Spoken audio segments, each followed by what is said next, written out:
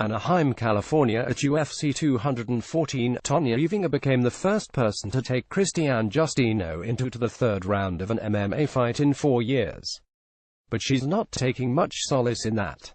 Following the third-round TKO loss to Justino 18-1 MMA, 3-0 UFC, during Saturday's women's featherweight title scrap, an emotional Evinger 19-6 MMA, 0-1 UFC, stayed true to her notoriously candid ways in addressing the outcome of her octagon debut. "I felt great, no excuses," Evinger said after the pay-per-view affair at Honda Center in Anaheim, California. "I just feel like I fought like an expletive. Some would argue otherwise." While the bout at no point looked evenly matched, Evinger hung tough against the much bigger cyborg, surviving some of the champion's hardest shots before the knee that spelled the beginning of the end.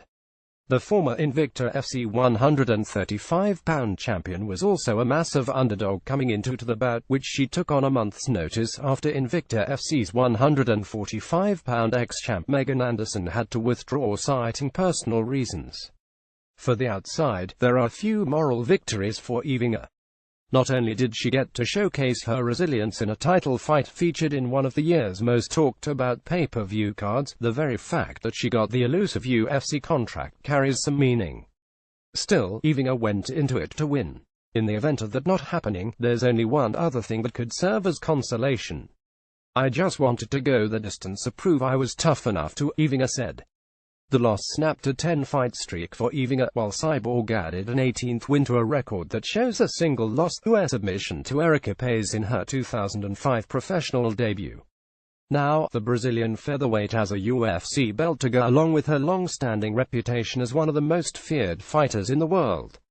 Evinger, of course, wasn't oblivious to the dangers of her opponent. And, while she admits she wasn't expecting Cyborg to be so heavy and so strong, she also wasn't surprised by anything she had to offer. "I expected her to be as good as she was," Evinger said. "I just expected more from myself than anything. I just felt like I kind of beat myself. I kind of felt like, I don't know how to explain it. I felt like I was on the downside of that slope. Nothing was landing. I kind of felt like nothing I was doing was working."